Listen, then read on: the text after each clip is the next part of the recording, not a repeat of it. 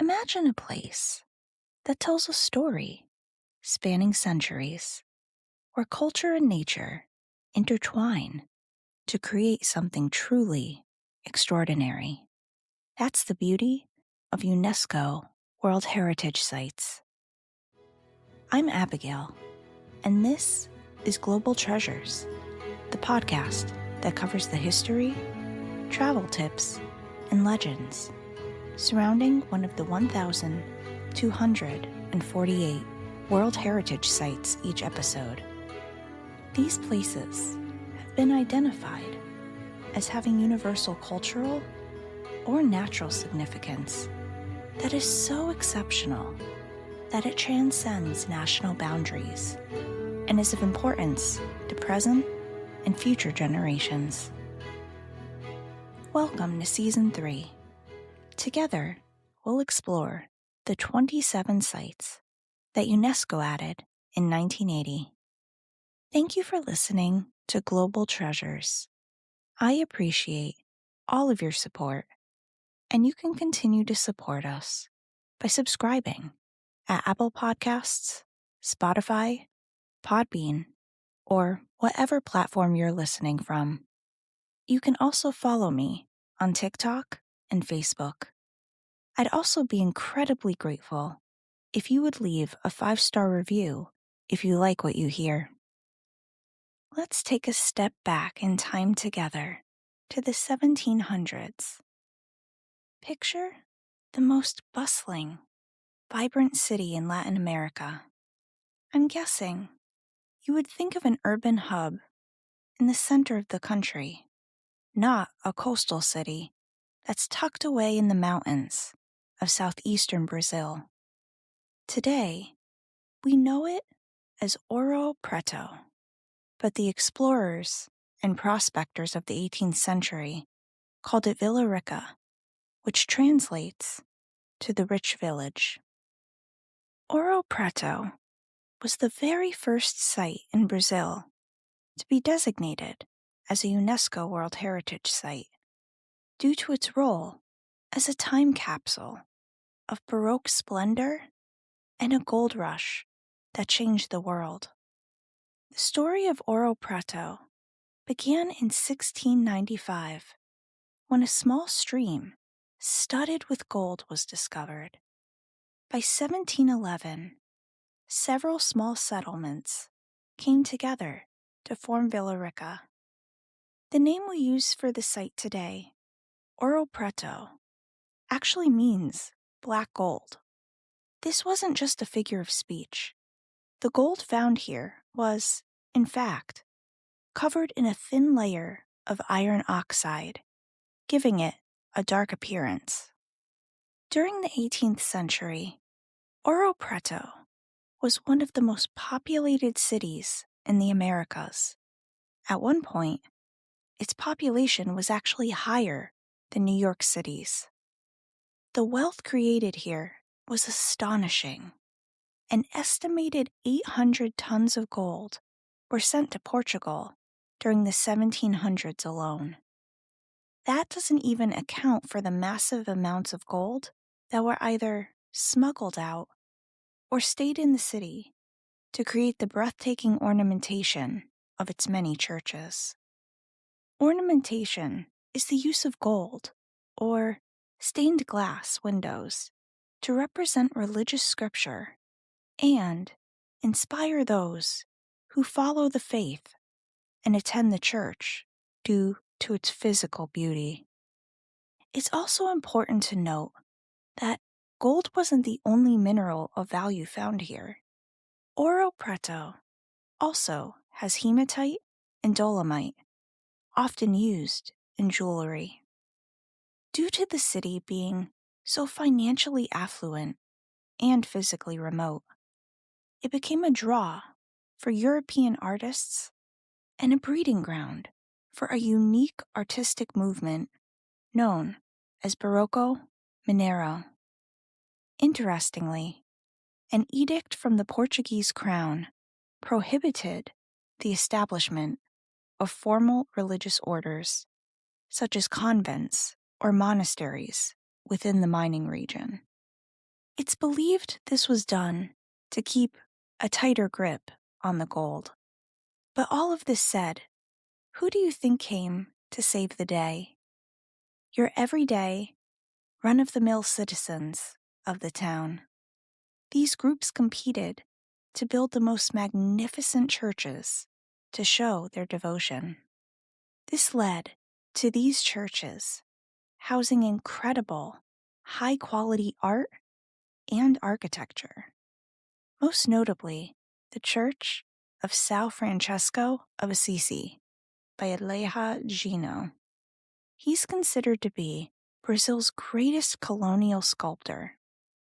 The church also includes the gold ornamentation that I referenced before.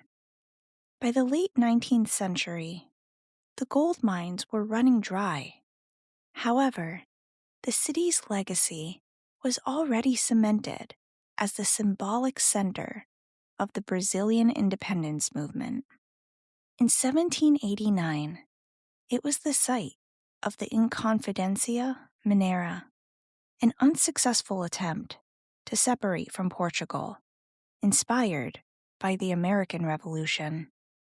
The movement's leader, Tiradentes, was executed as an example to others. Today, he's considered to be a national hero. You can actually visit the Inconfidência Museum, which is housed in the city's former prison, a testament to the city's ability to repurpose its historic buildings. Fast forward to today, as the federal government has made it a priority to protect the town. In order to keep it safe from air pollution and damage, a highway has been built around the city rather than through it, and the bus terminal is on the outskirts in order to keep the center pristine. Now that you have some context surrounding the history of Ouro Preto, and hopefully are excited to visit, let's talk about the logistics, because jetting off to destinations near and far requires extensive planning. I'll be sure to include some links in the show notes, per usual, to help make planning your trip easier, from transportation to your hotel stay. Before you leave, be sure to check visa requirements, because those requirements can and do change frequently. People traveling from certain countries may also be required to show proof of funds in a bank account through bank statements in order to enter the country, along with a visa as well. If you're flying in from another country, you'll want to land at Belo Horizonte Airport. From there, you can take a taxi ride that should take a little under 2 hours. I wouldn't recommend public transportation such as buses, and I would urge caution if you decide to take one. Pickpocketing and petty crime can be a concern. In terms of places to stay, there are plenty of hotel options, bed and breakfasts, and very inexpensive homestay options. It's likely that the hotels you will stay in will be buildings that are hundreds of years old. I personally find that very charming. The cobblestone streets of Ouro Preto are incredibly steep and uneven. If you struggle with mobility, keep this in mind, as walking around the city can be a serious workout. Make sure you wear comfortable shoes. If you choose to rent a car, you can find parking relatively cheap, but walking is the best way to see it all. Or you can consider using a rideshare option, as most are available in Brazil. Make sure to bring a portable phone charger. Between the architecture and the mountain views, you'll be taking photos all day. Now, I'll name some of the must-see or more popular attractions. There's the Mina de Passagem. This is the world's largest gold mine open to the public. You'll come to appreciate what it took to dig up that gold. You can also visit the Mineralogy Museum. Given the town's mining roots, this is a top-notch destination for science fans. And of course, the many churches. You cannot miss the minor basilica of Our Lady of the Pillar, which is adorned in gold. Finally, there's the Governor's Palace. This historic building now serves as a renowned school. Despite all of the museums and religious institutions, Ouro Preto has a young energy thanks to the local university based here.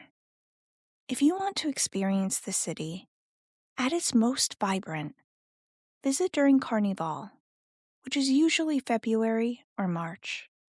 It's one of the most famous street parties in Brazil, though you should avoid it if you hate crowds.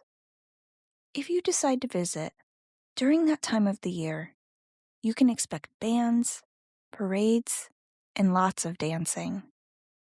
It can be favorably compared to Mardi Gras.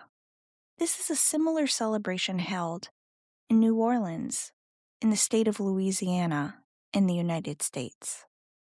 For the ghost hunters out there, locals claim the city is haunted by the spirits of the 18th century miners who perished in those dark tunnels of the surrounding mountains.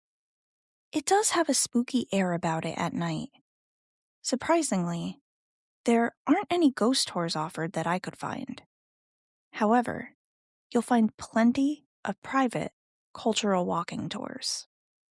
When you get hungry, look for the national dish, feijoada. This is a hearty bean and meat stew, usually made with beef or pork, served with rice, greens, and sometimes potatoes. You'll find regional variations across the city's many restaurants. Generally speaking, you'll find most of the dishes in this area are rich and hearty, though of course, you will find fish and even pasta if you so choose. You won't run out of places to eat. Just a few more tips to make you a more savvy traveler. The currency is the Brazilian real, and Portuguese is the official language. While tourism is a major part of the economy, English and Spanish are not universally spoken, so have a translation app ready, or learn a few common phrases in Portuguese. In terms of the weather, it gets very hot and humid in the summer, so make sure you wear SPF or wear clothing with built-in SPF. Be prepared for rain if you visit in December, January, or February. Also make sure to bring insect repellent. Whether you decide to travel to Ouro Preto for the Baroque art, the revolutionary history, or the imperial topaz, wandering through this atmospheric colonial town truly allows you to revisit the past. I can promise you, Ouro Preto is a destination that will stay with you long after you've climbed its final hill. Thank you for listening to Global Treasures. Join me next time when I'll cover yet another one-of-a-kind World Heritage Site. Until then, keep exploring, keep wondering, and keep treasuring the remarkable diversity of our world's heritage.